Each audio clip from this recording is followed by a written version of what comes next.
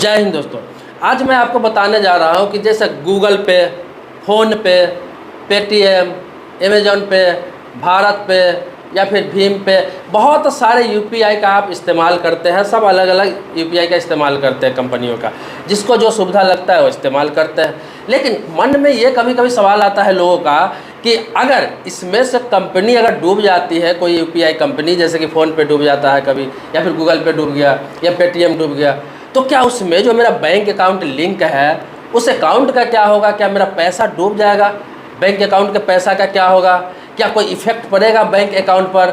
Wallet में जो पैसा रहता है उसका क्या होगा? क्या इससे जुड़ा हुआ मेरा जितने भी अकाउंट है क्या वो सुरक्षित है? तो बहुत सारे सवाल मन में आते रहते हैं। ये हालांकि बहुत ही महत्वपूर्ण सवाल है, क्योंकि देखिए किसी पे आप भरोसा कर सकते हैं जब तक चल रहा है, कहा नहीं जा सकता है कब किस ऐप के साथ, कब किस कंपनी के साथ क्या होगा।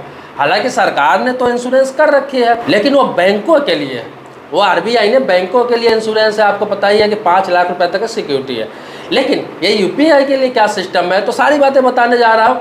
आप वीडियो में पूरे बने रहेंगे। आगे बढ़ने से पहले रिक्वेस्ट करूँगा, वीडियो को लाइक आप जरूर कर देंगे। बहुत ही छोटा वीडियो बनाऊंगा, बहुत जल्दी खत्म कर दूंगा, मेन टॉपिक की बात करूंगा। दोस्तों सबसे पहले आपको बता दूं कि देखिए यूपीआई के जितने भी कंपनियां यूपीआई ट्रांजेक्शन के लिए काम करती, यही जो बताया कि पेटीएम, फोन पे, गूगल पे वगैरह वगैरह, बहुत सारी कंपनियां, इसमें से कोई भी कंपनी डूब जाती है तो होता क्या है कि आपका बैंक अकाउंट जो वहाँ पे लिंक है और ये यूपीआई कंपनी कोई डूब जाती है, तो इसमें से आपको किसी भी प्रकार का आपके बैंक अकाउंट पर कोई इफेक्ट नहीं पड़ेगा, कोई भी इफेक्ट नहीं पड़ेगा, कोई दिक्कत नहीं आएगी। क्योंकि बैंक अकाउंट जो आपने इसमें लिंक कर रखा है वो आपके परमिशन से कहीं पैसा आप पे करते हैं या फिर मंगाते हैं तो आपके अकाउंट में जाता है। फ़ोन पे या गूगल पे में वो आपका पैसा नहीं रहता है, या फिर गूगल पे डायरेक्ट वहाँ से अपने वॉलेट में पैसा नहीं ले सकता है कभी भी, जब तक कि आप परमिशन ना दें, अपना पिन ना डालें। तो ये बैंक अकाउंट जैसे आपका चल रहा है बिल्कुल वो अलग ही है, बिल्कुल उसका कुछ लेना ही देना नहीं है इस फ़ोन पे से, गूगल पे से या पेटीएम से, कोई भी यूपीआई से।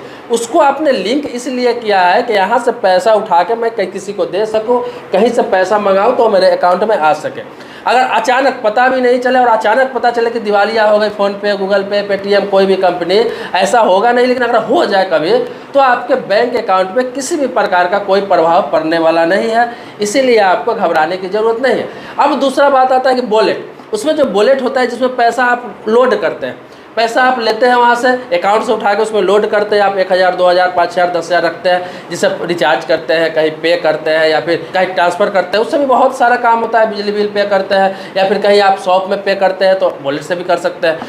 तो वो वॉलेट में जो पैसा रहता है वो इफेक्टेड होगा, वो आपको इफेक्टेड होगा। अगर कोई कंपनी डूब जाती है तो उसके साथ साथ ये पैसा डूब जाएगा आपका। तो आपको बता दूं, कभी भी कोई कंपनी डूबने लगती है तो पहले बता दिया जाता है, इसीलिए इन्फॉर्मेशन दे दिया जाता है कि आप अपने पैसे को ट्रांसफ़र कर ले वॉलेट में से या फिर खर्च कर ले। तो वॉलेट का पैसा इफेक्ट होता है अचानक। अगर ऐसा, अभी आपने सुना होगा हाल ही में पेटीएम पेमेंट बैंक के साथ भी ऐसा ही हुआ, तो जल्दी जल्दी में लोगों ने अपने पैसे के इधर उधर अपना काम करके खर्च कर लिए थे, क्योंकि पेटीएम का खुद का पेटीएम पेमेंट बैंक था और खुद का वॉलेट इस्तेमाल लोग करता था, तो उसमें थोड़ा रिस्क था। लेकिन आपका बैंक अकाउंट अलग होता है, बैंक में होता है, इसलिए बैंक अकाउंट से किसी प्रकार का कुछ लेना देना नहीं है, रिस्क नहीं होगा। क्योंकि पेटीएम का अपना था, पेटीएम पेमेंट बैंक, और उस बैंक से लोग पैसा रखते थे, उसमें पैसा लेन देन करते थे। तो पेटीएम पेमेंट बैंक जब प्रभावित हुआ, दिवालिया होने लगा, तो बहुत सारे लोगों को समय दिया गया हालांकि पैसा खर्च करने के लिए, लेकिन आनंद फानंद में लोगों ने पैसा खर्च किया, ज़रूरत न भी था तो भी खर्च किया और उसको इस्तेमाल कर लिया। लेकिन बहुत सारे लोग ऐसे हैं जिनको जानकारी अगर नहीं हो इन सभी चीज़ों का तो उनका तो डूब जाएगा। हो सकता है कि समय नहीं दिया जाए और अचानक डूब जाए, ऐसा भी हो सकता है। तो वॉलेट का पैसा प्रभावित होता है, इसीलिए कहा गया, हमेशा कहा जाता है यूनिफाइड पेमेंट सिस्टम जो है, हमेशा कहा जाता है, जो अपने भारत सरकार का ही है, तो हमेशा कहा जाता है कि वॉलेट में आप पैसा रखते हैं तो कम रखें। जैसे जो इस्तेमाल आपको करना है 2000, 3000, 5000, 1000 यही रखें। मैक्सिमम लिमिट 5000 तक ही रखें। ये नहीं कि आप 30,000, 40,000, 50,000 रुपये उसमें रख रहे हैं, तो वो रिस्क हो सकता है। तो वॉलेट का पैसा प्रभावित होगा, लेकिन अकाउंट का पैसा कभी भी प्रभावित नहीं होगा।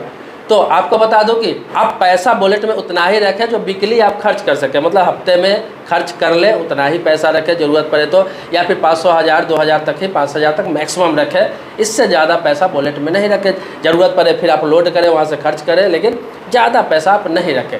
हालांकि अभी इस तरह का पेटीएम या फिर गूगल पे या फिर फ़ोनपे इस तरह का कोई ऐसा अभी नहीं है कि ये डूबेगा या फिर क्या होगा, लेकिन भविष्य की बात है, ऐसे कुछ भी हो सकता है, कहा नहीं जा सकता है, क्योंकि गूगल अपने इंडिया की कंपनी है नहीं, अमेजोन पे अपने इंडिया की कंपनी है नहीं। भले ही यूपीआई सिस्टम अपने देश का है, लेकिन ये सब कंपनियां तो विदेशी है, कभी भी कुछ भी हो सकता है।